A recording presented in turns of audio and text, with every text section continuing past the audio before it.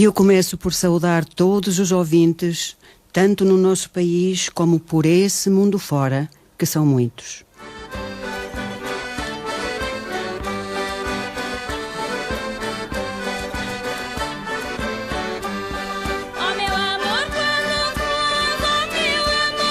E para aqueles que nos ouvem bastante longe e que não conhecem as raízes e as tradições do nosso concelho, eu aproveito para dizer que esta linda música é oriunda de uma linda aldeia do concelho de Castro Daire, Setos. A Tuna de Setos é assim que ela se chama.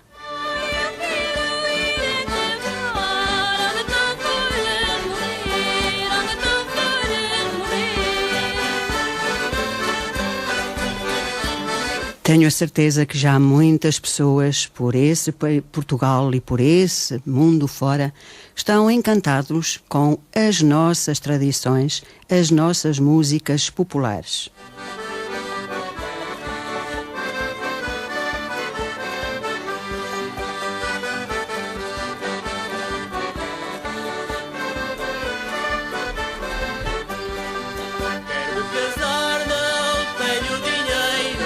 Mas o programa A Descoberta de Portugal não é apenas música, é cultura, é património edificado, são tradições, são lendas. E já há 2 semanas que andamos pelos bairros típicos de Lisboa. Hoje continuamos a andar por Lisboa, a nossa capital, devido à sua dimensão. Com certeza que é lícito eu trazer mais um programa, agora falando mesmo da construção de Lisboa. Quero-me casar, não tenho dinheiro, sou resolvida a ficar solteiro.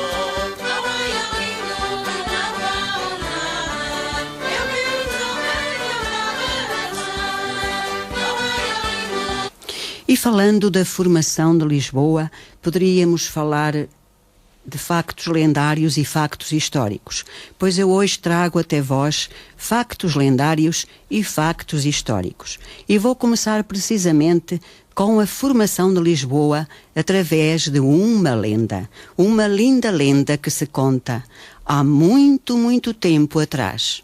Existiu um reino conhecido pelo nome de Ofiusa.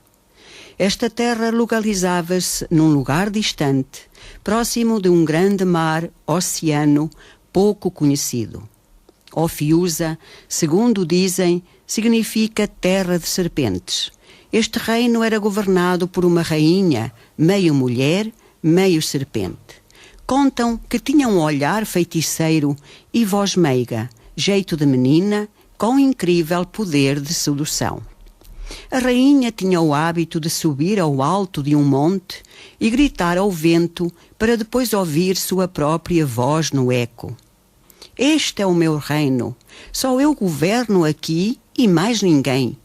Nenhum ser humano se atreverá a pôr aqui os pés. Ai de quem ousar, pois as minhas serpentes não o deixarão respirar 1 minuto sequer. Durante muito tempo, ninguém se atreveu realmente a entrar no reino da rainha. Acreditavam as pessoas que aquela costa era amaldiçoada pelos deuses e também pelos homens. Os poucos homens que se arriscaram a entrar naquele reino foram seduzidos pela rainha e nunca mais ninguém os viu. Porém, um dia, vindo de muito longe, um herói chamado Ulisses aportou na terra das serpentes. A rainha apaixonou-se imediatamente e fez tudo para impedir o herói Ulisses de ir embora. Ulisses, muito habilmente, fingiu deixar-se levar pelos encantos da rainha das serpentes, até que seus companheiros descansassem e pudessem novamente zarpar. Ulisses ficou deslumbrado com as belezas naturais que tinha visto. Subiu ao monte e gritou ao vento: aqui edificarei a cidade mais linda do universo e dar-lhe-ei o meu próprio nome. Será Ulisses, capital do mundo. No entanto, Ulisses acabou por ir embora com os seus homens, depois deles terem descansado e abastecido os barcos. A rainha, desesperada, correu atrás dele. Dizem que os braços da rainha, serpenteando atrás do herói, acabaram por formar 7 colinas, rumando em direção ao mar. Ulisses foi embora, mas a lenda ficou.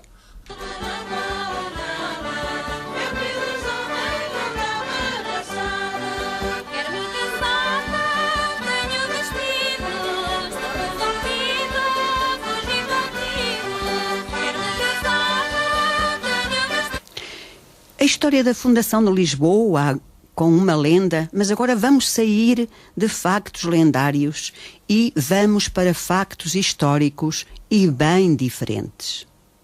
A fundação de Lisboa é menos romântica ou mitológica e afirma que as coisas foram um pouco diferentes desta lenda. A história afirma que Lisboa foi fundada pelos fenícios há mais de 3.000 anos, tornando-se um porto de escala para os povos mediterrâneos que comercializavam com os povos do norte da Europa. Os fenícios deram-lhe o nome de Ali-Zubu, que quer dizer enseada amena. A cidade localizava-se desde a colina de São Jorge até ao rio que era chamado de Dagui, ou Tagui, que significa boa pesca. Não foram apenas os fenícios que passaram por aquele território. Foram também os gregos e os cartagineses. Foi depois ocupada pelos romanos, ajudados pelos habitantes locais. Os romanos deram-lhe o nome de Olisipo Felicitas Julia. Frisar que, acreditando na lenda, no tempo de Ulisses, este deu-lhe o nome de Ulicipo. Os habitantes locais, que ajudaram os romanos na conquista de Lisboa, tornaram-se cidadãos romanos e não pagavam impostos.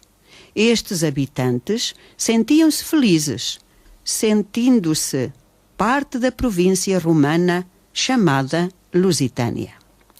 A capital desta província romana, de nome Lusitânia, tinha como capital a atual cidade de Mérida, na Espanha.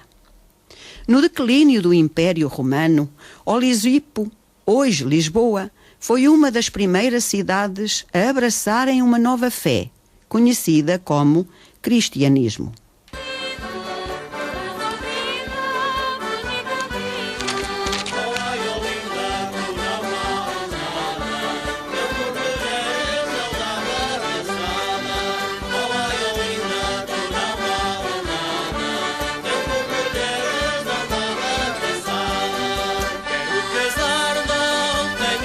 No declínio do Império Romano, Olisipo, hoje Lisboa, foi uma das primeiras cidades a abraçarem uma nova fé conhecida como cristianismo.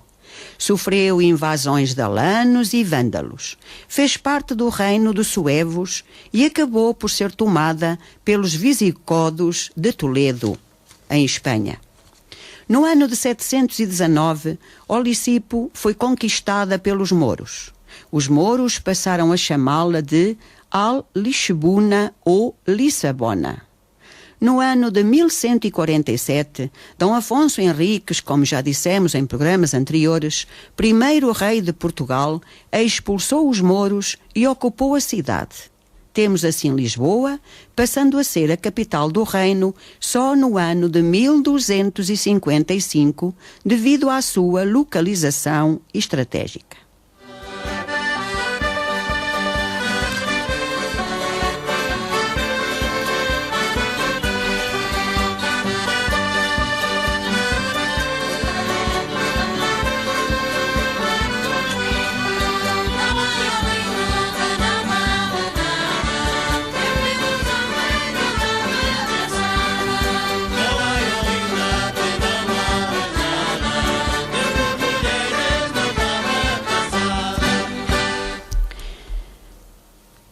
O tempo passa, a história segue através dos séculos. Tantos povos diferentes, tanta gente por lá passou. E nós ainda continuamos olhando o Tagui, o nosso Tejo, e pensando no Ulisses, a fugir da rainha Ofiusa, desesperada, atrás dele, formando as 7 colinas que vemos no horizonte.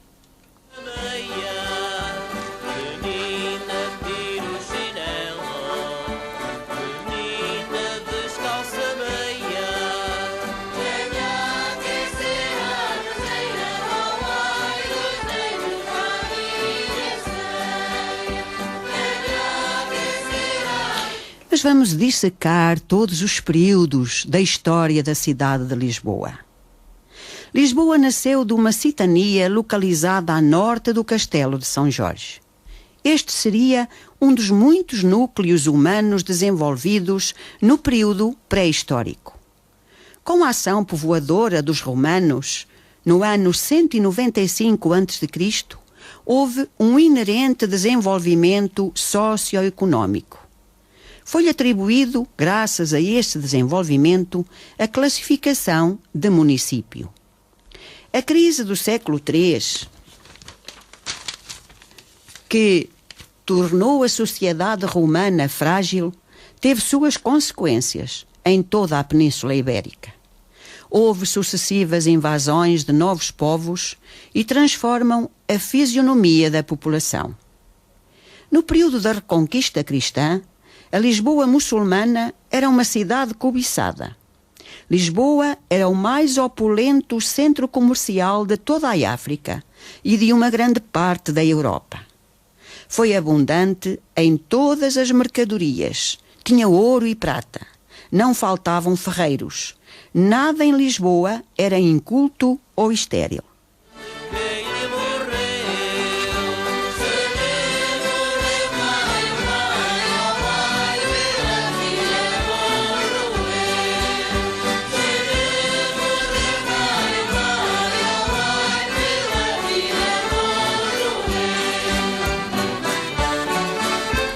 Em 1147, Lisboa é conquistada aos mouros por Dom Afonso Henriques.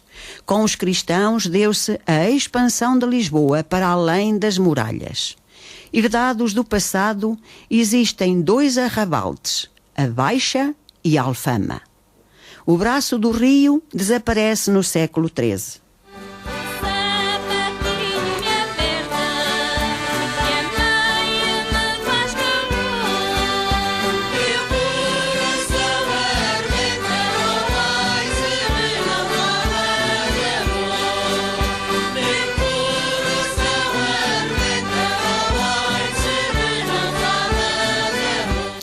Entre os anos de 1373 e 1375, Dom Fernando cria uma nova muralha de defesa, designada por Cerca Nova.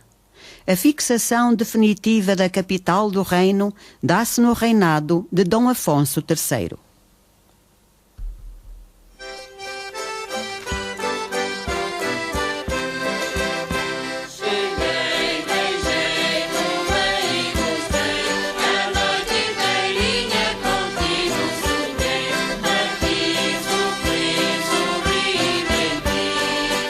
Dom João I cria a primeira urbanização na Colina do Carmo no ano de 1400. No reinado de Dom Manuel I, a corte abandona a residência do Castelo de São Jorge e fixa-se no Paço Real, no Terreiro do Paço, onde se centrou toda a vida comercial da cidade de Lisboa, no ano de 1500. Nesta altura surge o Bairro Alto, o primeiro loteamento renascentista.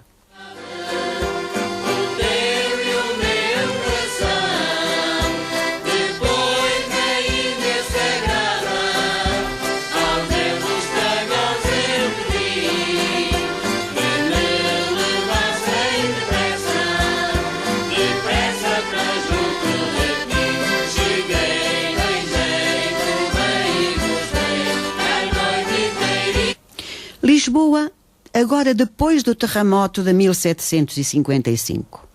O terremoto no dia 1 de novembro de 1755 e o incêndio que seguiu devastaram 2/3 da cidade. Destruiu 3.000 casas das 20.000 casas existentes e devastou 2/3 dos arruamentos.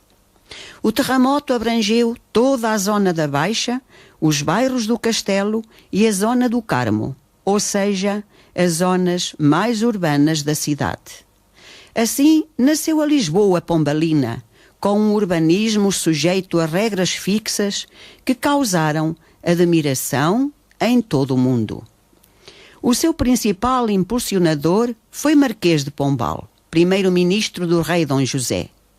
Pombal criou incentivos de interesse à nova classe da burguesia comercial. A norte do Rossio é aberto o passeio público, uma zona de recreio da burguesia. Era um jardim gradeado com cascatas, lagos e repuxos. A partir de 1780 aparece a iluminação pública da cidade e no ano de 1801 as ruas passaram a ter um nome afixado.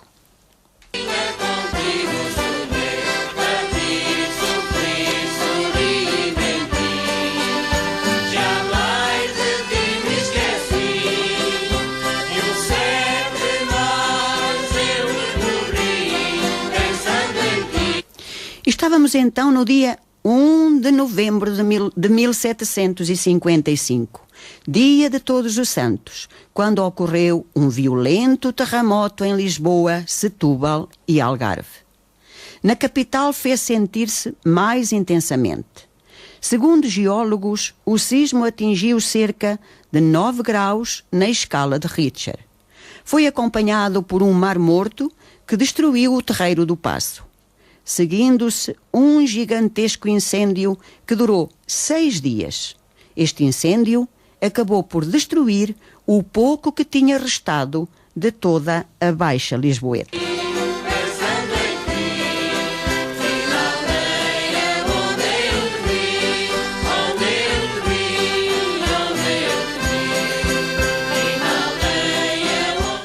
Lisboa já tinha sido palco de outros terremotos. O terremoto de 1724 e o de 1750. Este último deu-se precisamente no dia em que morreu Dom João V, mas ambos de consequências muito menores do que o de 1755.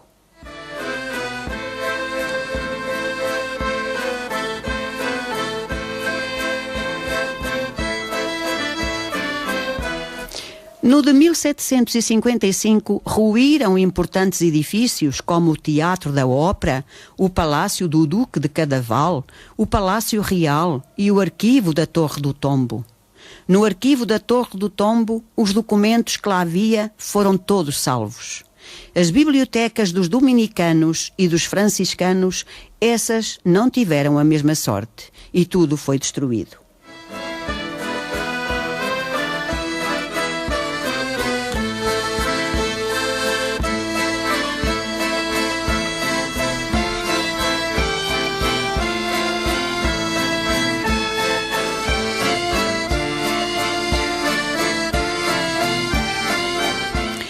Ao todo foram destruídos cerca de 10 mil edifícios e morreram entre 12 mil a 15 mil pessoas.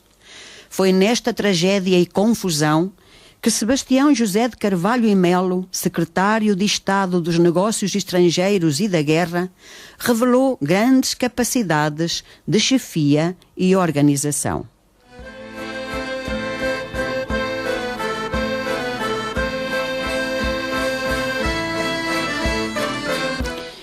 Enquanto as pessoas influentes e a própria família real se afastaram de Lisboa, Marquês de Pombal passou à prática. Mandou enterrar os mortos e cuidar dos vivos. Impediu a fuga da população, providenciando socorros e distribuindo alimentos.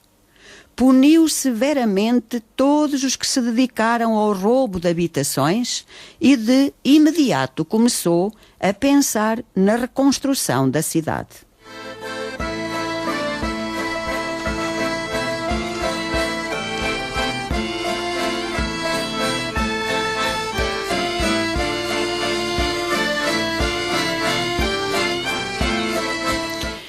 A cidade medieval de ruas estreitas deu lugar a um traçado racional de linhas retilíneas, em que os prédios têm todos a mesma altura.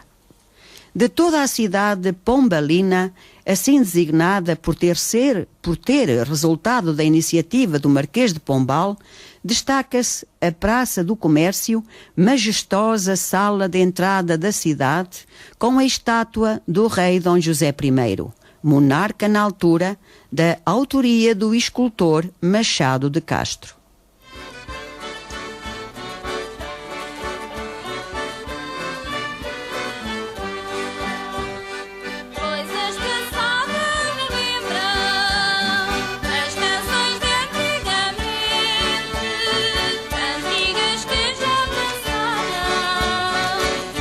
Lisboa era na altura o orgulho dos portugueses da época. Logo pela manhã, a cidade despertava com os sinos da cidade de São Jorge a São Roque. O Rocio enchia-se de cocheiros, burgueses, vendedores, pedintes, moças de fretes e cavaleiros impetuosos. As gaivotas voavam indiferentes sobre o Tejo.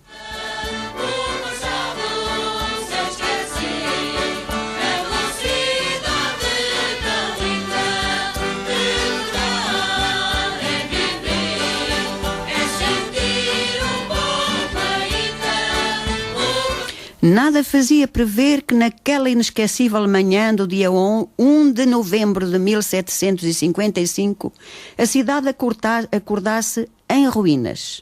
Durante 6 intermináveis minutos, Lisboa oscilou. Do terreiro do Paço ao Rocio, a destruição foi total.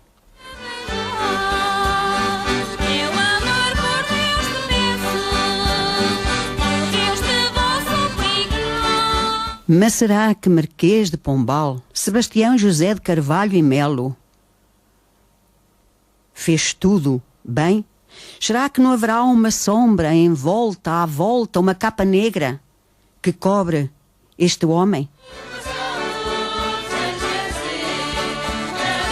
Será que ainda hoje nós não nos interrogamos, afinal, o que aconteceu aos Távoras?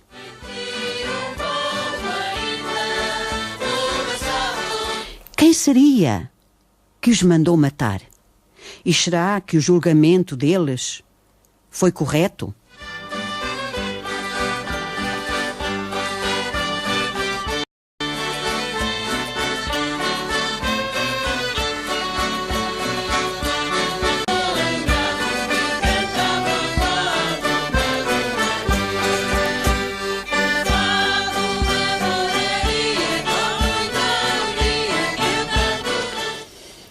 Boa noite para aqueles que só agora nos sintonizam. Estamos no programa A Descoberta de Portugal.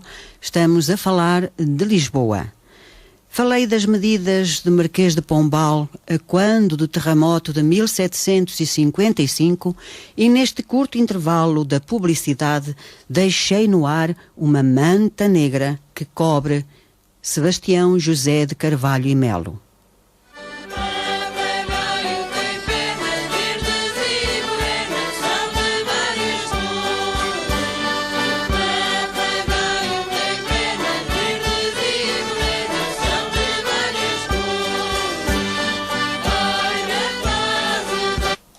A música que hoje me acompanha não a trouxemos dos bairros típicos de Lisboa, mas sim estamos a levá-la daqui, da nossa rádio, do nosso concelho, até a todos os ouvintes.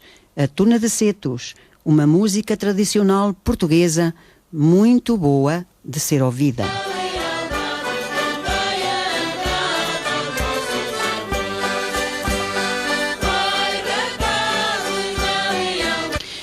Mas vamos então falar de Marquês de Pombal e os Távoras, uma família da alta nobreza. Para melhor compreendermos a ligação que existe entre Marquês de Pombal e os Távoras, é melhor falar primeiro da família dos Távoras. Afinal, que família é esta? A família dos Távoras tem origens antiquíssimas, que alguns estudos genealógicos nos fazem remontar a um dos filhos de Ramiro II, rei de Leão. A família Távora era um dos raros casos de ascendência social constante devido ao desempenho de cargos militares e administrativos do reino. Tanto que, no dia 21 de fevereiro de 1611, o rei Filipe II de Portugal, ou seja, Filipe III de Espanha, concedeu a Dom Luís Álvares de Távora o título de primeiro conde de São João da Pesqueira.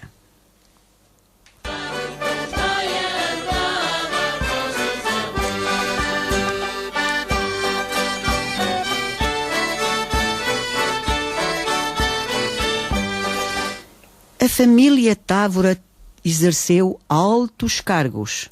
Por exemplo, foi elevado pelo príncipe herdeiro e regente do reino Dom Pedro, o futuro rei Dom Pedro II, em nome do rei Afonso VI, nomeou Dom Luís Álvares de Távora a primeiro marquês de Távora, a 8 de agosto de 1669.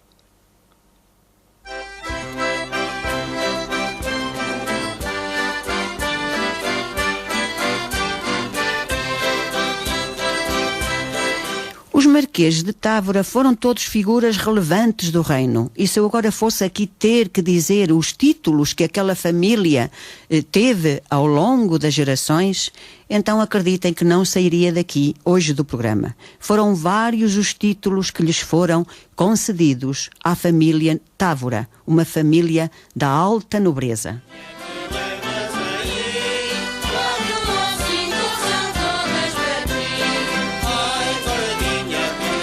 Dizer só, por exemplo, que no reinado do rei Dom João V, Francisco Assis de Távora foi nomeado o 45º vice-rei da Índia.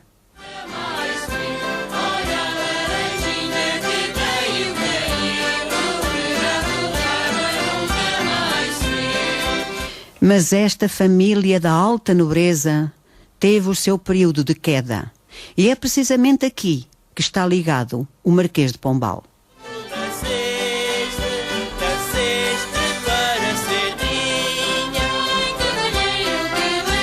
O Marquês de Pombal e não só, o próprio rei Dom José I.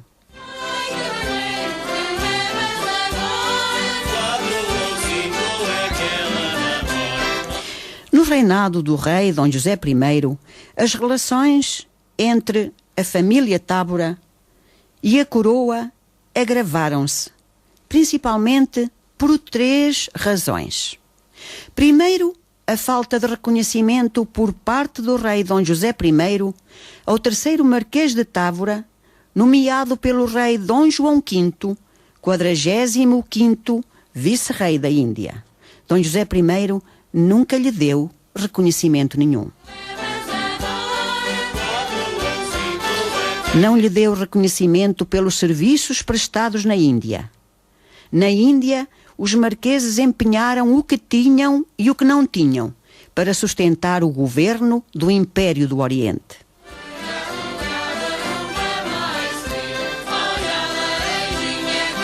Esta foi o primeiro descontentamento da família Távora, a falta de reconhecimento por tudo que eles fizeram na Índia.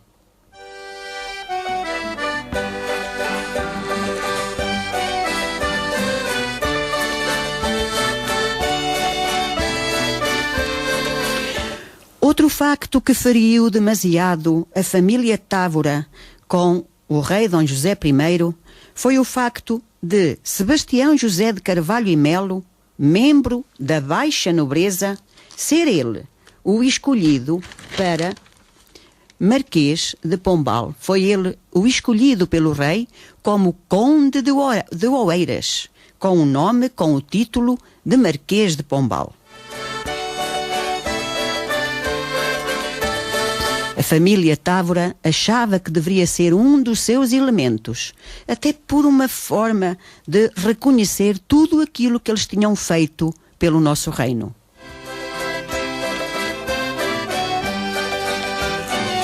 No entanto, o rei Dom José I vai escolher alguém da baixa nobreza, em vez de escolher um das famílias távoras que eram da alta nobreza.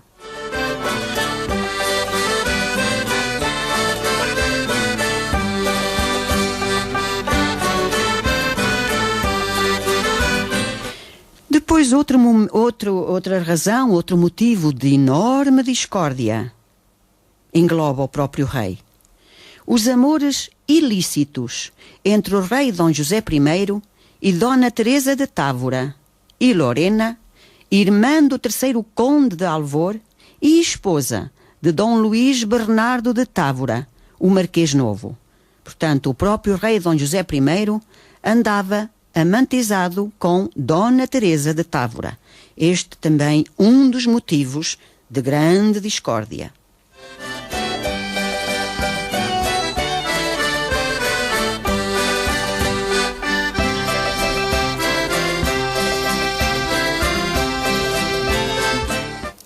No mês de setembro, no ano de 1758, o rei Dom José I sofreu um atentado.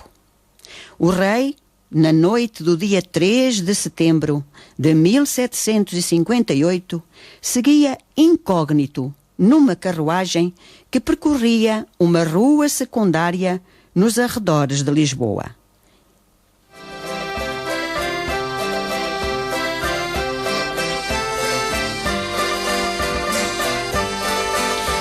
E incógnito porque, claro está, não queria ser reconhecido. O rei regressava para as tendas da ajuda depois de uma noite com a amante, Teresa de Távora.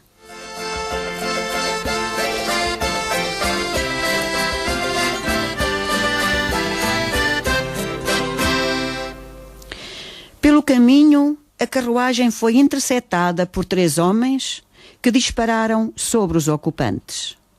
O rei foi ferido num braço, o condutor também ficou gravemente ferido, mas ambos sobreviveram e regressaram às tendas da ajuda.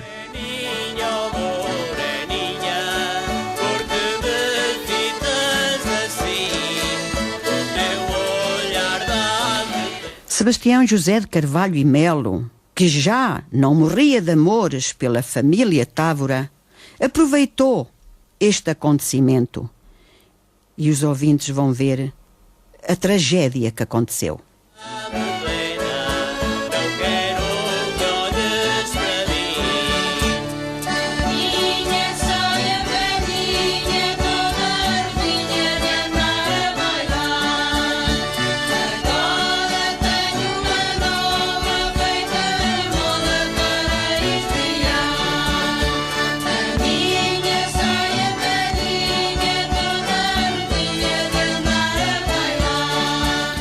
Sebastião de Melo, Marquês de Pombal, tomou o controle imediato daquela situação. Obrigou que o ataque e os ferimentos do rei fossem logo julgados, tivessem um julgamento rápido. Poucos dias depois, 2 homens foram presos e torturados. Os homens confessaram a culpa, dizendo, no entanto, que receberam ordens da família dos Távoras e que a família dos Távoras estavam a organizar uma conspiração para porem o Duque de Aveiro, José Mascarenhas, no trono.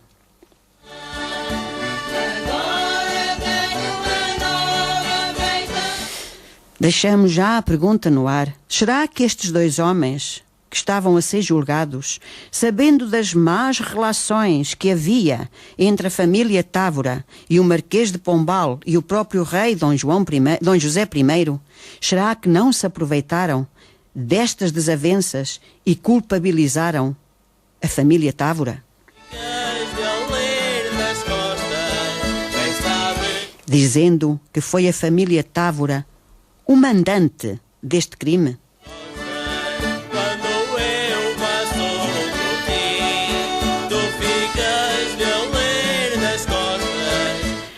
Ambos os homens foram presos, foram enforcados no dia seguinte, antes até que se tornasse público que o rei tinha sofrido tentativa de regicídio e que o Marquês de Pombal ordenou de imediato que nada se dissesse à população. Ficou tudo no segredo dos deuses. E aqueles 2 homens, neste segredo dos deuses, foram julgados e enforcados logo no dia seguinte ao atentado que tinha vitimizado o rei.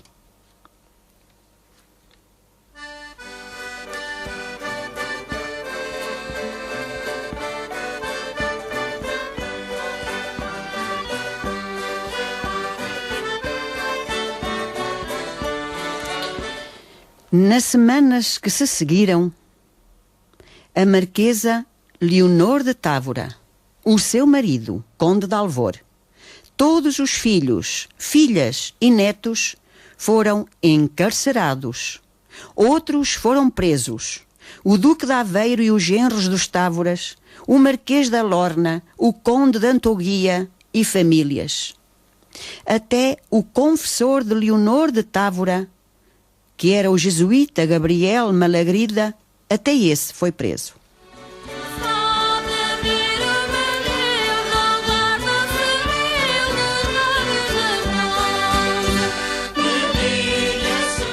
Foram todos presos e todos acusados de alta traição e de regicídio.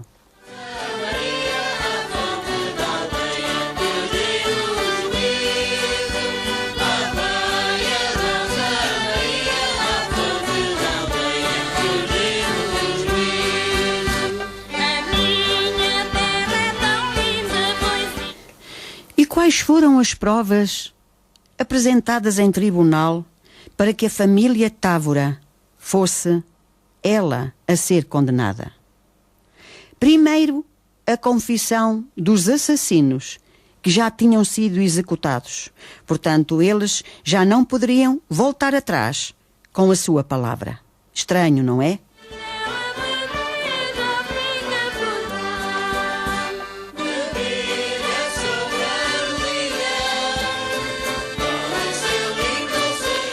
Outra prova contra a família Távora apresentada no tribunal: a arma do crime que pertencia ao Duque de Aveiro.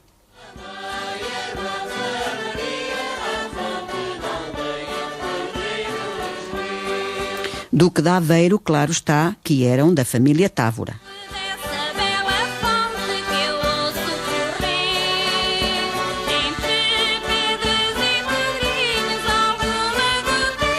Outra prova apresentada em tribunal contra a família Távora: o facto de apenas os Távoras saberem que o rei ia naquela noite encontrar-se com a sua amante, Teresa de Távora.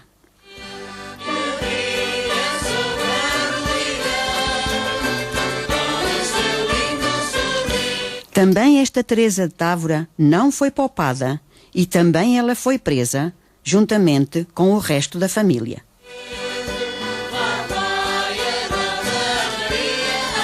E agora pergunta-se, mesmo que a família Távora soubesse, até parece que eu que sou juíza, que soubesse, que soubesse desta ligação do rei com a Teresa de Távora, como é que a família Távora sabia que o rei ia numa viagem, numa carruagem clandestina que não era a dele, para não ser reconhecido?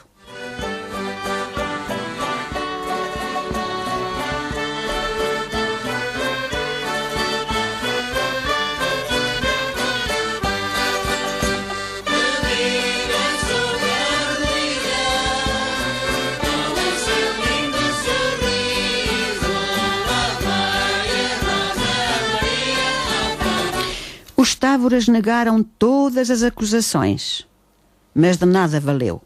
Foram condenados à morte.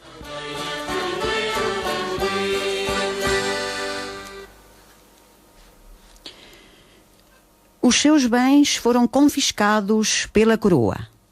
O nome foi apagado da nobreza. E os brasões familiares foram proibidos. Não mais puderam ser usados.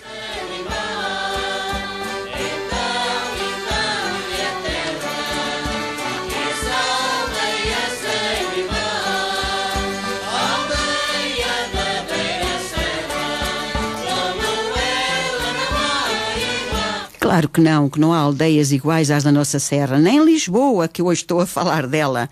Me perdoem os nossos ouvintes que nos estão a ouvir, que eu sei que estão, porque já tive contacto de alguns. Um beijinho muito grande para todos vós e entrem em estúdio assim que quiserem. Basta ligarem o 232-382-668 e partilharem os vossos ideais comigo e com todos os ouvintes que nos ouvem aqui e por todo o mundo.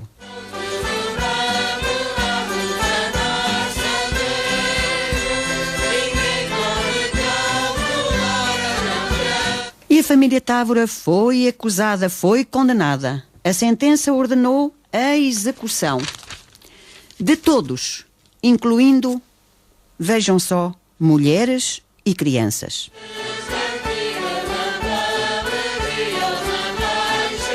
Nem a amante do rei escapou.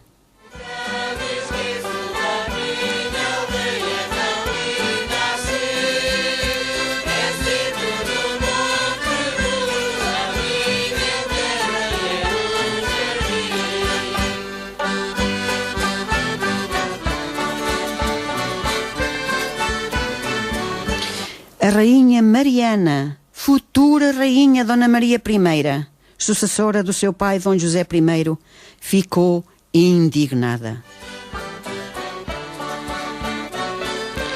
Apenas as intervenções da rainha Mariana e de Maria Francisca, filha do rei Dom José I, e da rainha Mariana, futura rainha Dona Maria I, salvaram a maioria deles. A Marquesa Teresa de Távora, amante do próprio rei, não foi poupada.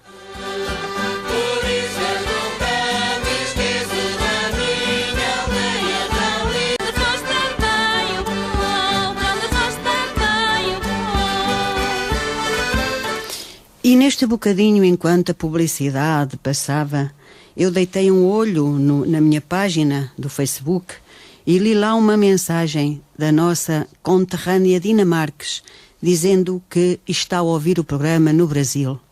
Dina Marques, daqui do nosso concelho, do teu concelho, das Terras Altas, eu mando-te um abraço muito grande, a ti e a todos os teus. Um abraço enorme, do tamanho do mundo, que chegue daqui até essa terra do Brasil, a essas terras quentes, que agora deves estar mais quentinha do que nós. Aproveito também para te dizer, Dina Marques, já sei que me estás a ouvir, porque tu própria escreveste na minha página que estavas a ouvir o programa, aproveito para te dizer que tive o prazer de conhecer a tua irmã, uma mulher linda, com os olhos lindos, tal como tu, mulheres da serra, bonitas, que só os olhos encantam, não é? Dina, muito obrigada por tão longe estás a ouvir a tua terra, o teu concelho e sintonizares a Rádio Limite.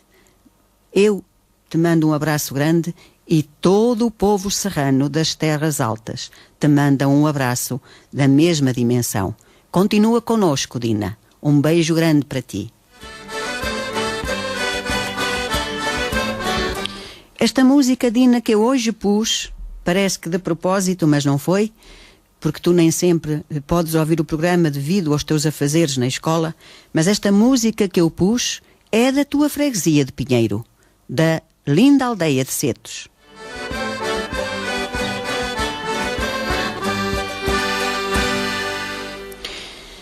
E vamos então continuar o programa. Falávamos do processo Távora.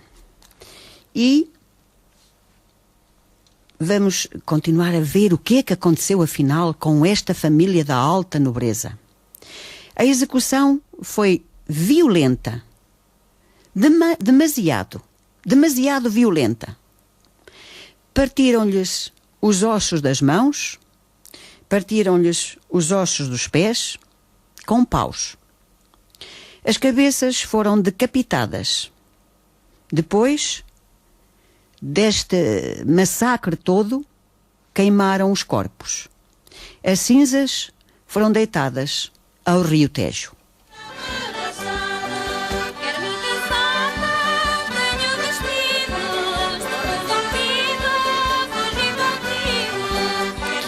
Foram muitas pessoas, não foi uma nem duas. Foram muitas pessoas. Tudo o que foste da linhagem dos Távoras, poucos deles escaparam.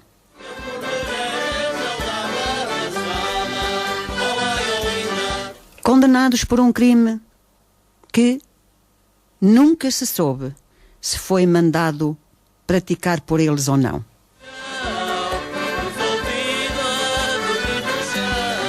Tudo leva a crer que não foram os Távoras que mandaram fazer aquele assalto ao rei. Mas, agora, a minha opinião pessoal, mesmo que tivessem sido, não morreu ninguém. Apenas ficaram feridos o rei e o outro ocupante. E, no entanto, o Marquês de Pombal, que tratou deste processo todo, fez tanta morte e execuções tão bárbaras que eu própria a chamo assim. Esta é a minha opinião pessoal, claro está.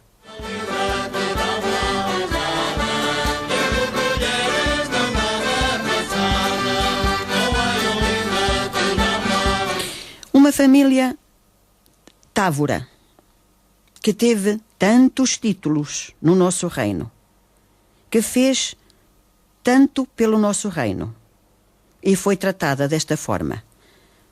Tudo por autoria do Marquês de Pombal, porque era ele quem decidia. O rei Dom José I, envolvido com uma das famílias Távoras, não se preocupava, mas nem a amante dele ele poupou.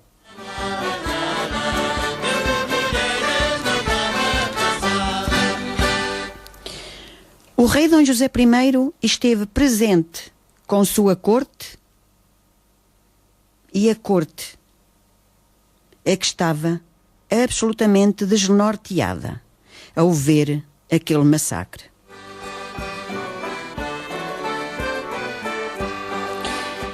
Porque no fundo os Távoras eram semelhantes da corte. O rei quis que a lição fosse aprendida para que a nobreza não voltasse a tentar contra a autoridade régia.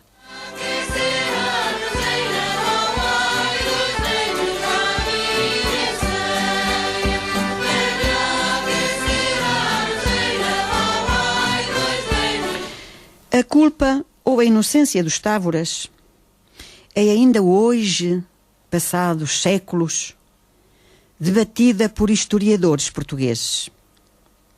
As más relações entre a alta nobreza e o rei estão bem documentadas. A falta de um herdeiro masculino ao trono era motivo de desagrado para muitos, para a alta nobreza. E o Duque de Aveiro era, de facto, uma opção para ser o sucessor do rei Dom José I.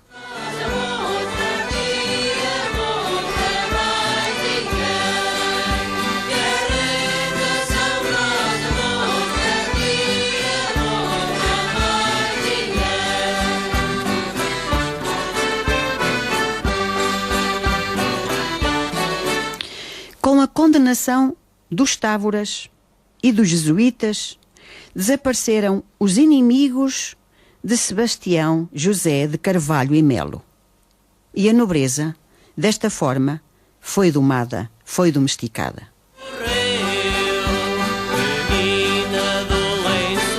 Aliás, o objetivo de Sebastião José de Carvalho e Melo era acabar mesmo com a família Távora, porque lhe faziam frente.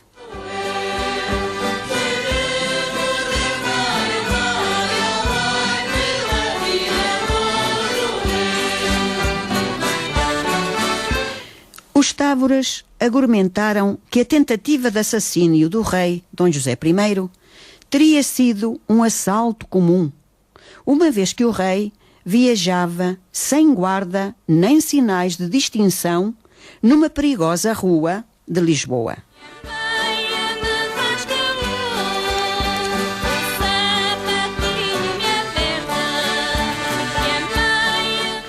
Outra pista de suposta inocência dos Távoras é o facto de nenhum dos Távoras, ou familiares terem tentado escapar de Portugal nos dias que se seguiram ao atentado. Nenhum deles tentou fugir.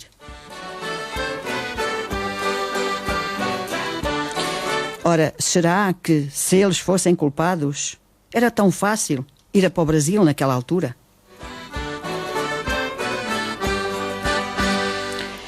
Culpados ou não, as execuções dos Távoras foram um acontecimento devastador para Portugal.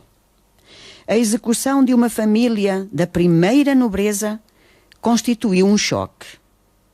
A futura rainha Dona Maria I ficou muito afetada pelos acontecimentos bárbaros.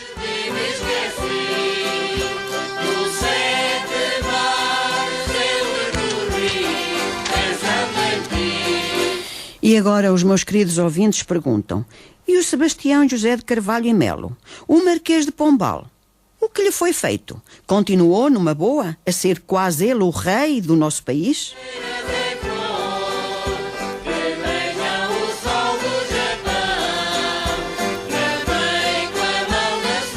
Vamos ver já o que é que lhe aconteceu.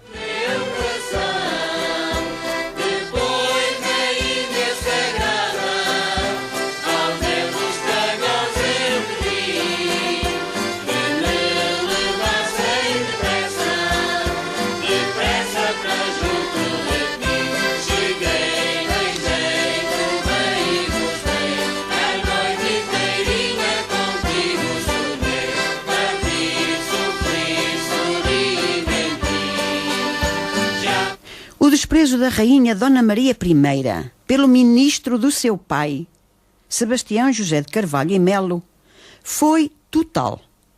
Retirou-lhe todos os poderes. Expulsou-o de Lisboa.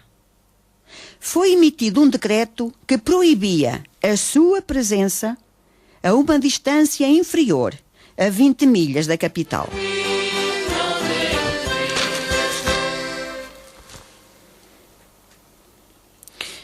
Na minha opinião pessoal, foi pouco aquilo que a rainha Dona Maria I lhe fez, atendendo ao massacre que ele teve nas mãos.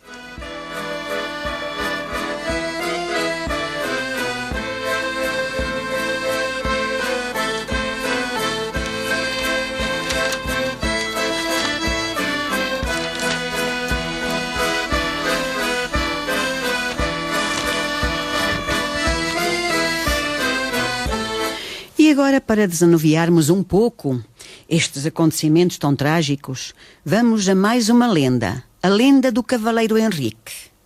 E hoje ainda quero ler para vós um conto dos heróis à moda de Lisboa, já que nós andamos a falar de Lisboa. Este conto irá ser lido mais para a parte final do programa. Agora vamos à lenda O Cavaleiro Henrique. Nos primeiros tempos da Reconquista, cerca de 13.000 cruzados vieram de toda a Europa para auxiliar Dom Afonso Henriques na reconquista aos mouros. Entre os muitos que morreram e que foram considerados mártires, houve um cavaleiro chamado Henrique, originário de Bona, que morreu na conquista de Lisboa e que foi sepultado na igreja de São Vicente de Fora. À memória do cavaleiro Henrique estão associados muitos milagres, um dos quais deixou vestígios no nome de uma rua de Lisboa. A lenda diz que logo que Henrique foi sepultado, 2 dos seus companheiros, ambos cavaleiros surdos e mudos de nascença, vieram deitar-se sobre o seu túmulo, de forma a que Henrique intercedesse junto de Deus pela sua cura. Em sonhos, Henrique disse-lhes que Deus os tinha curado e, quando acordaram, verificaram o milagre. Pouco tempo depois, morreu um escudeiro de Henrique dos ferimentos que tinha sofrido na conquista de Lisboa e foi sepultado na igreja de São Vicente de Fora, mas longe do túmulo do seu amo. O cavaleiro Henrique apareceu em sonhos ao sacristão da igreja e disse-lhe que queria o corpo do escudeiro junto ao seu. O sacristão não ligou importância nenhuma ao sonho, nem quando o teve na noite seguinte. Na terceira noite, Henrique, de novo em sonhos, falou-lhe tão irritado com a sua indiferença que o sacristão acordou de imediato e passou todo o resto da noite a cumprir as suas indicações. Pela manhã, e apesar de ter passado toda a noite naquele trabalho, encontrava-se descansado, como se tivesse dormido durante a noite. A novidade espalhou-se e os feitos do cavaleiro Henrique continuaram. Segundo a lenda, cresceu uma palma no seu túmulo, cujas folhas curavam os males de todos os peregrinos que ali acorriam. Um dia a palma foi roubada, mas ficou para sempre na memória do povo através do nome de uma rua, a Rua da Palma, na Baixa de Lisboa.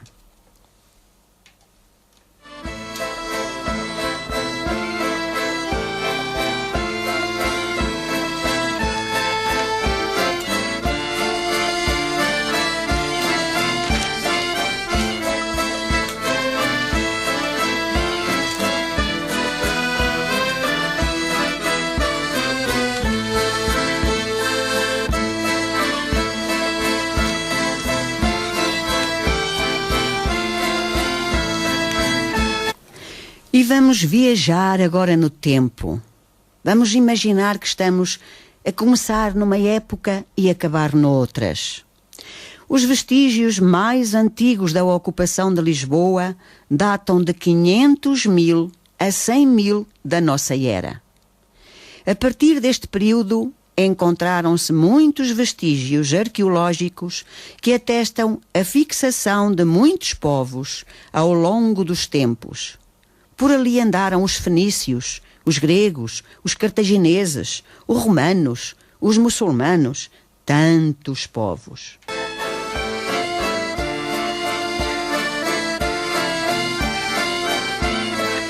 Num monte estratégico debruçado sobre o Tejo, onde se encontra o castelo de São Jorge, foi aí erigido anteriormente um castro.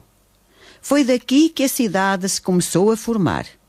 Este primeiro núcleo habitacional expandiu-se pela encosta, virada a sul, onde hoje se encontra o bairro da Alfama.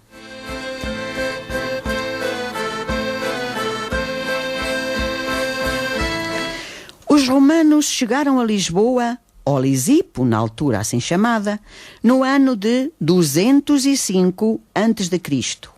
Ocuparam o castro e lá erigiram uma acrópole. Uma acrópole é a parte da cidade construída nas partes mais altas do relevo da região. Desta ocupação temos muitos testemunhos. Da ocupação dos romanos: casas, teatros, vias, pontes, cemitérios. O teatro romano é uma sugestão que aqui vos deixo para visitarem. Situa-se na encosta do castelo. Continuamos agora, por exemplo, na Lisboa visigótica e islâmica. No ano de 419, Lisboa foi saqueada pelos godos de Olia. Foi tomada pelos suevos e depois pelos visigodos no ano de 453. Os visigodos, no ano de 714, foram dominados pelos muçulmanos. Com os muçulmanos, a cidade expandiu-se, cresceu.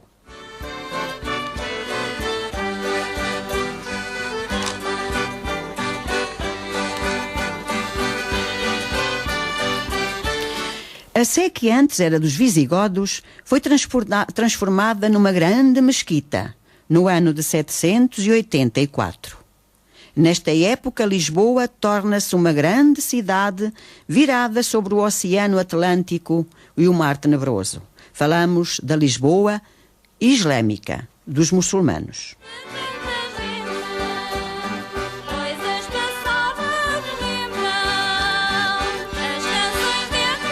Depois da Lisboa islâmica vem a Lisboa cristã. Muitas foram as tentativas dos cristãos para reconquistarem Lisboa aos muçulmanos, o que só aconteceu no ano de 1147 com Dom Afonso Henriques. Contou para essa vitória com a ajuda dos cruzados que se dirigiam para a Terra Santa.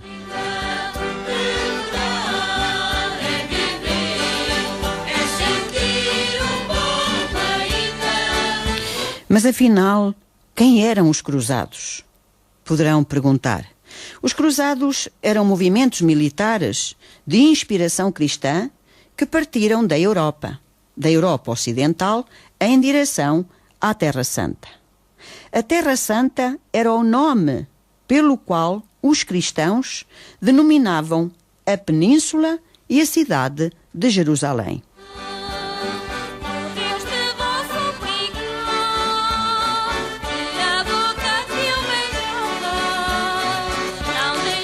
Os cruzados queriam conquistar a Terra Santa e mantê-la sob o domínio cristão.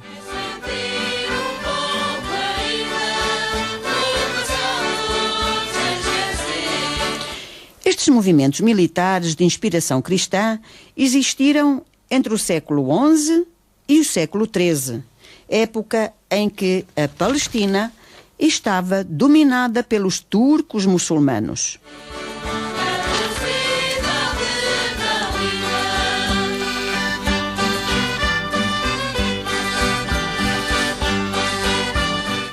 Chamavam-se de cruzados porque se consideravam soldados de Cristo e distinguiam-se porque tinham uma cruz nas roupas.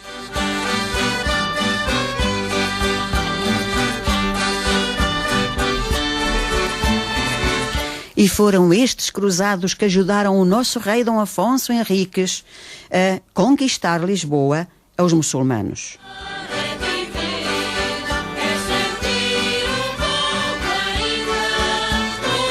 E então Lisboa cristã torna-se num ponto estratégico fundamental nas rotas marítimas entre o norte da Europa e o Mediterrâneo.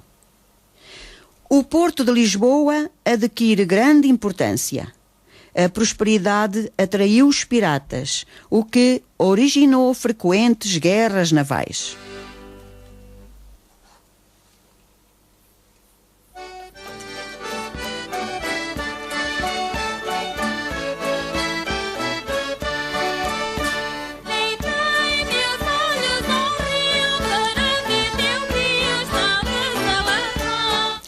Devido à posição estratégica e ao desenvolvimento económico, Lisboa foi escolhida para capital do reino no ano de 1255. Até ao século XVI, o rei e a coroa viviam no Castelo de São Jorge. No bairro da Alfama surgiu, no século XIII, a primeira universidade portuguesa.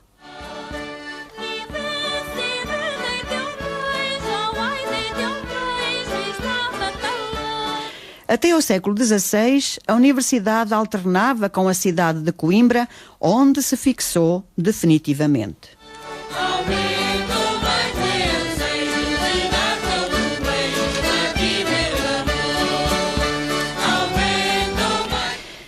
Indo à Lisboa dos descobrimentos, a maioria dos grandes descobridores do mundo viveram em Lisboa. Bartolomeu Dias, Vasco da Gama, Cristóvão Colombo, Pedro Álvares Cabral, Fernão de Magalhães, entre outros, viveram em Lisboa.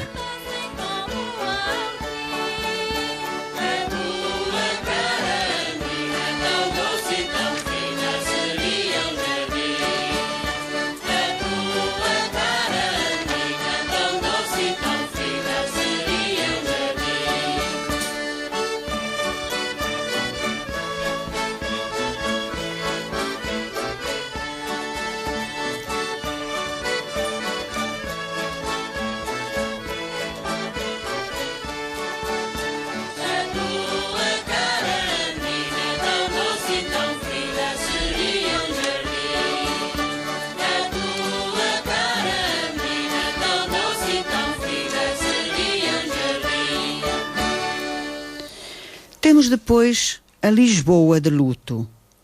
Entre os séculos XVII e XIX, Lisboa vive momentos de glória, mas também de destruição.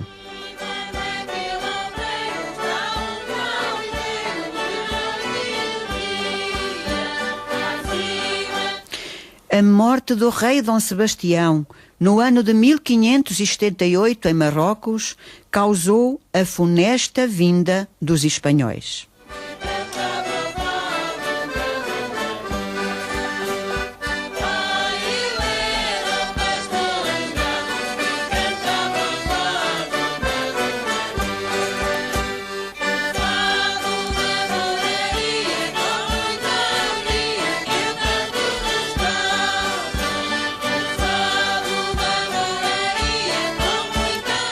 A ocupação espanhola deixou Portugal destroçado.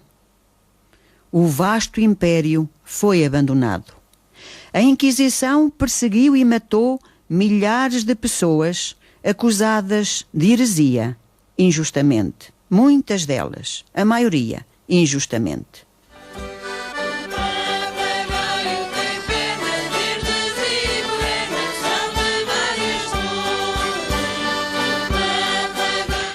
Contrastando com o espírito de abertura que Lisboa tinha atingido, passa Lisboa a ser associada, durante largos anos, ao fanatismo religioso. A Inquisição, meu Deus, Lisboa de luto.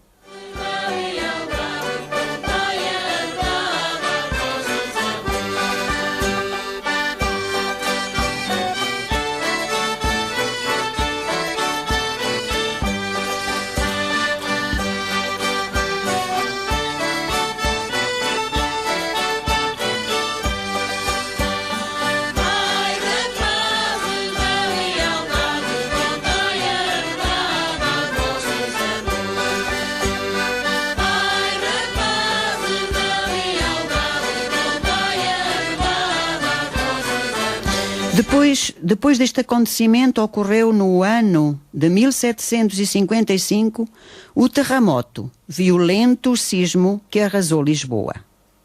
Outra tragédia ocorreu no século XIX, quando as tropas francesas invadiram Portugal, apoiadas pelo governo espanhol. Com sucessivas invasões, destruíram, saquearam bens e mataram centenas de milhares de pessoas. O país, entre 1807 e 1813, transformou-se num imenso campo de batalha.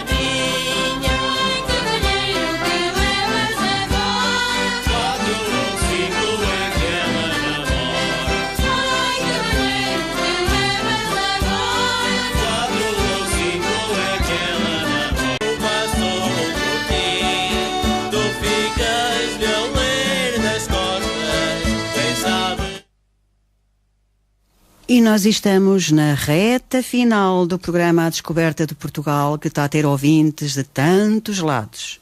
A nossa amiga Maria Eugénia, que nos ouve também tão longe, já deixou a mensagem que está a ouvir o programa. A Dina Marques, que está farta de escrever mensagens na minha página, e eu vou só ler um bocadinho do que ela escreveu. É uma ouvinte das nossas terras altas, do nosso concelho de Castro Daire, que nos ouve no Brasil. E ela, entre várias coisas, pôs o seguinte: conheço Setos, porque de facto a música de hoje é de Setos. Gosto lá do alto da nossa serra, junto com Faifa, Pereira, Póvoa, que constituem um conjunto de aldeias lindas das nossas terras altas. Amo tudo isso, e mesmo longe, há tantos anos, não esqueço, tudo tão presente e tão forte na minha vida. E minha irmã Cacilda, que saudades, amo muito. A Cacilda, que eu tive o prazer já de conhecer, Dina Marques, como já te disse. Eu já conheci a tua irmã, ela é linda e também me pediu, quando estiveste novamente na rádio, que te mandasse um beijo muito grande, cheio de saudades. E depois, claro, continua a falar no programa que está a ouvir, mas esta parte também diz: emociono-me sempre, hoje mais do que nunca. A Dina Marques, que nos ouve no Brasil e que nunca é demais para estas pessoas imigrantes que nos ouvem pelos cantos do nosso mundo, nós darmos o nosso abraço, o abraço serrano das terras altas. Mais uma vez, Dina Marques, o meu abraço em nome de todos os castrenses que são a tua terra. Eugénia, também sei que nos está a ouvir, porque também deixou a mensagem. E mais, está a fazer mais. Eugénia sempre atenta aos programas à descoberta de Portugal. Eugénia, um grande abraço muito grande para si. Muito obrigada por ser uma das ouvintes da nossa Rádio Limite. Mas eu não me posso esquecer de maneira nenhuma de todos os ouvintes que temos aqui no nosso concelho, que são tantos. E as pessoas do nosso concelho que estão pela Alemanha, Suíça, França e que nos ouvem em todo lugar onde estão. Para todos eles, para todas essas pessoas, já sabem que têm sempre o lugar que é vosso no meu coração. Eu costumo dizer que o meu coração é muito grande, onde cabe o mundo inteiro. Tenho-vos a todos, quer estejam aqui, quer estejam longe, sempre no meu coração. E vamos agora continuar então, porque o programa já está na reta final, a falar da Lisboa do tempo, Lisboa de luto. O país, entre o ano de 1807 e 1813, transformou-se num imenso campo de batalha. Lisboa foi totalmente pilhada. O povo combateu pela liberdade contra a tirania da França imperial e o expansionismo espanhol, porque a Espanha aliou-se à França quando foram as invasões francesas.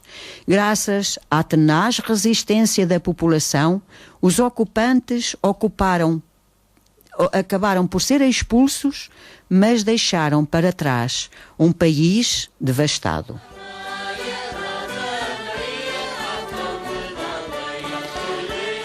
Mas Lisboa renasceu, e temos então a Lisboa renascida. Os acontecimentos relatados antes, entre 1580 e 1813, não desanimaram a população lisboeta. Com inteligência e força, reconstruíram a cidade, ajudaram a reconstruir o país e o seu império colonial. Depois vem a Lisboa liberal. A Revolução Liberal de 1822 marcou o início de uma profunda revelação no dia a dia lisboeta. Começou a sentir-se a afirmação das ideias democráticas. A burguesia reconstrói a cidade à sua medida e à sua imagem. O debate político surge nos espaços públicos, como em clubes ou cafés. Surgem por todo o lado grupos republicanos, já estamos a falar do século XIX, anarquistas e socialistas conspirando contra o regime monárquico, que era acusado de ser o principal culpado dos problemas económicos do nosso país. No ano de 1910, deu-se a proclamação da República, nos passos do Conselho. Lisboa mergulha desde 1910 a 1926 numa convulsão social. Triste Lisboa, volta à triste Lisboa. No ano de 1926, um golpe militar, no entanto, implantou uma longa ditadura que durou até à madrugada do dia 25 de abril de 1974. Milhares de cidadãos são presos ou desterrados.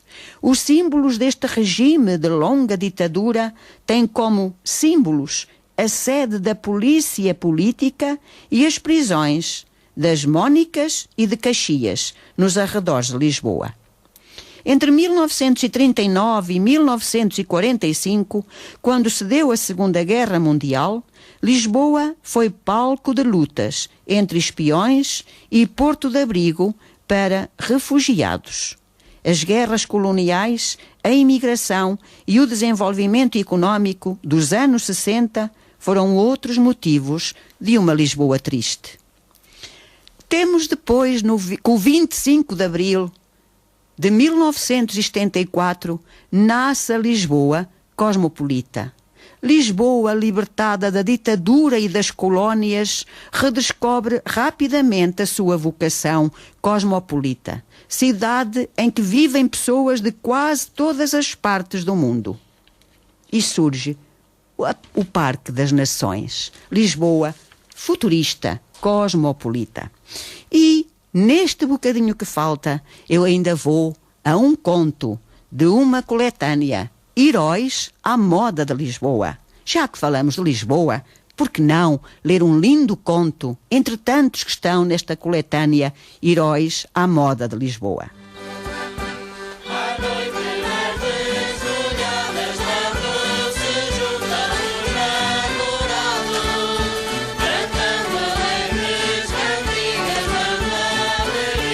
Na semana passada li um, fiquei praticamente a meio, porque são contos muito interessantes, mas um bocadinho longos para lermos no programa.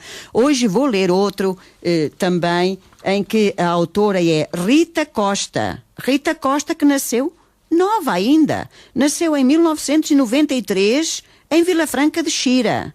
Ao mesmo tempo que outra menina igualzinha a ela, chamada Filipa.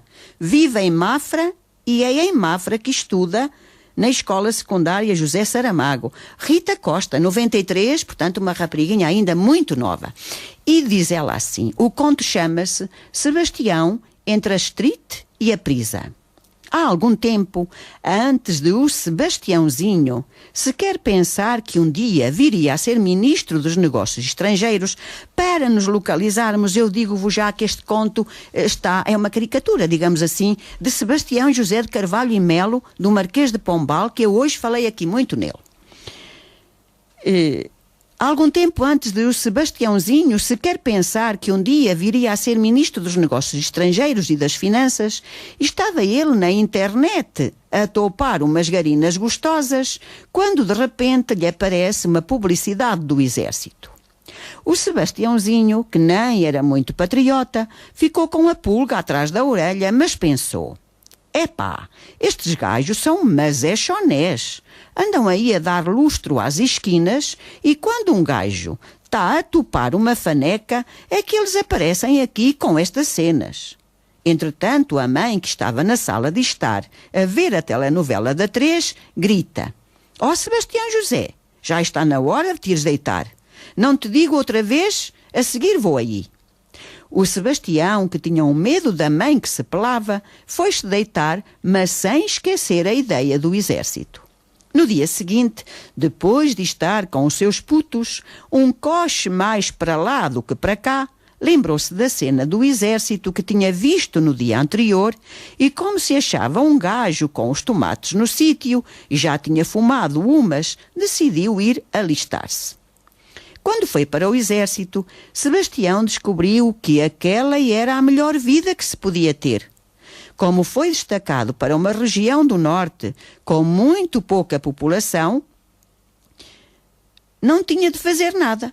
Passava o dia a beber joias e a tirar as medidas às garinas, que passavam, que por acaso nem eram nada de especial, mas como eram as únicas que havia, marchavam. Apesar de o Exército não exigir muito de si, provocou-lhe um grande desgaste físico e emocional. Então, quando os pais do Sebastião viram o estado em que ele estava, quando regressou a casa, decidiram interná-lo no manicômio. Foi aí que Sebastião fez grandes amigos. Foi lá que conheceu um bacano porreiro que também tinha sido posto lá pela família, que se chamava António Oliveira. E estava lá por negar a pé juntos que nunca tinha caído de uma cadeira durante uma sardinhada no Algarve, quando toda a família tinha visto que sim. O maluco fez amizade com mais uns personagens estranhos que também tinham as suas histórias. Lá vivia um homem de meia idade que bebia muito e tinha múltipla personalidade. era o Nando, e outro que tinha um bigodinho e queria mandar em todos os que viviam lá no manicômio. Esse, o Sebastião, não sabia o seu nome, nem queria saber. Passado um ano, os pais de Sebastião, já cotas, acharam adequado tirar o filho daquele ninho de loucos e deixá-lo viver a vida, pensando que ele já estava recuperado. Assim, enveredou pela carreira política e tornou-se um gajo lixado. Ai de quem se metesse com ele! Os Távoras foram o exemplo máximo da malvadez deste homem. Quando Sebastião ainda estava a iniciar a sua carreira política, corria o boato de que ele era um lorpa e os Távoras, como eram mafiosos, foram ter com ele e propuseram-lhe: olha lá, temos um negócio da China para ti. Vais ficar cheio da guita, com mais papel do que se ganhares o Euromilhões. Esta cena não é para meninos, isto é material da pesada. E se queres entrar, não te podes chibar nem sair a meio. Se isso acontece, estás feito. O que aconteceu ninguém sabe. Só se sabe que o Sebastião foi lixado à grande e quando se foi encontrar com os ditos mafiosos para receber o dinheiro, não estavam lá e viu que tinha posto a pata na poça. Mais tarde, quando se tornou capanga do presidente, já não era o menino do couro de antes e já tinha a sua confiança. Criou um plano para os tramar. O seu plano era simples, mas engenhoso. O que o Sebastião fez foi basicamente contratar 2 gajos com sangue frio para tentarem alvejar o presidente quando este estava na Avenida da Liberdade, no seu Ferrari, à espera da menina rica com quem andava a curtir. E, no final, as culpas da tentativa de homicídio iam para os Távoras, porque a dama era da família deles. O plano correu como pretendido, mas as consequências foram para além das expectativas do Sebastião.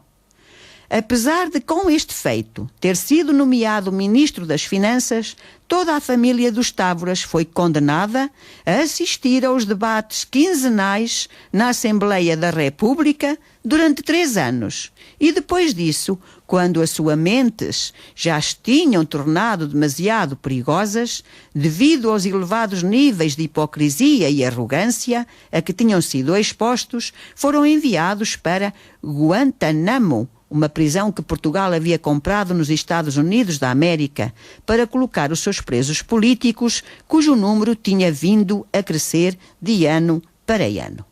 Uns meses depois destes violentos acontecimentos, um sismo abanou Portugal de norte a sul e a grande parte dos edifícios ficaram feitos em pó. Muitos morreram e outros ficaram feridos, facto a que Sebastião não deu muita atenção. No entanto, a cidade teve de ser reconstruída e muito dinheiro teve de ser gasto. Então, como bom ministro das Finanças que Sebastião era, criou um imposto na parte da cidade que tinha sido reconstruída, a Baixa. O imposto chamava-se IPB, Imposto sobre Passagem na Baixa. Era de esperar que as pessoas deixassem de lá ir, mas como em Lisboa, um cidadão que se preze tem de ir beber à bica, à brasileira e comprar roupa ao chiado, o investimento foi rapidamente recuperado. O Sebastião José não era boa pessoa, isso é um facto, mas a mulher dele, uma tal de Teté, pediu o divórcio quando aquele malandro acabou com a escravatura, mas levou 200 desses escravos para a sua casa. Foi a última gota. Depois de a mulher o ter abandonado, não ficou parado. Todos os dias frequentava o bar de um amigo, onde havia umas meninas muito queridas que dançavam com muito pouca roupa. Um certo dia, então preocupado, confessou ao amigo: "Epá, estou sem dinheiro, não sei o que fazer à minha vida." "Tás, mas é choné, vai dar banho ao cão. Ainda há um mês compraste um Porsche e agora andas aí com cenas. Vai-te, mas é catar", respondeu o amigo. Sebastião, já nervoso, porque tinham pedido a fazer, disse: "Não estou e preciso te pedir uma mãozinha nisto. Não me consigo safar sozinho." O amigo, que afinal de contas era amigo, mas amigo da onça, afirmou: "Vai cagar à mata. Eu tenho o bar para gerir Isto não é só lucros. E depois a mulher também gosta de andar bem vestida e os putos andam na escola. Não pode ser. Nem pensar. Esta afirmação, dita num tom de voz exageradamente agudo e alto, acabou com a conversa. Eu não acabei o conto, porque o conto ainda tem mais algumas folhas. Mas todos os ouvintes aperceberam que este conto tem tudo a ver com Sebastião José de Carvalho e Melo, com a família Távora, que nós hoje falamos aqui ao longo do programa. Claro está que é um Sebastião caricaturado. Ele não andava de Porsche e nem sequer não foi mau ministro, como se aponta aqui muito, fez as suas coisas boas, mas foi caricaturado de uma maneira um bocadinho engraçada, que eu até achei muito engraçada, porque eu já li o conto todo, e aconselho a comprarem. Quem gostar de ler este tipo de contos, é uma coletânea Heróis à Moda de Lisboa. Nesta coletânea, como já se aperceberam, emprega-se os regionalismos. Daí eu ler aqui algumas expressões brejeiras, digamos assim. Cá estão os regionalismos. Foi mais uma vez um prazer estar com todos vós. Dina, mais uma vez eu abraço o Brasil e abraço o Portugal inteiro. Maria Eugénia, todos aqueles que nos ouvem por essas terras do nosso país, a todos os meus imigrantes, às pessoas daqui do nosso concelho, que eu, mesmo não as vendo todos os dias, as tenho presentes no meu coração, porque é aqui que eu estou já há tantos anos, é aqui que eu vivo já há tantos anos, e é esta gente que eu abraço já há tantos anos. Abraço e beijo com todo o amor que eu tenho no meu coração. Eu despeço-me 2 a 8 dias. Não é 2 a 8 dias. Agora também não sei bem, não sei se 2 a 8 dias já é carnaval. É que se já é o quarta-feira de cinzas, eu não estarei, mas acho que ainda não é, pois não. Eu não estou localizada bem agora no tempo. É. Se 2 a 8 dias é depois do carnaval, eu não estarei cá, aqui, no estúdio, porque não estarei aqui pelo nosso concelho. Estou um bocadinho mais longe. Despeço-me de todos com um beijo muito grande e tenham uma noite muito feliz e até sempre, se Deus quiser. Boa noite.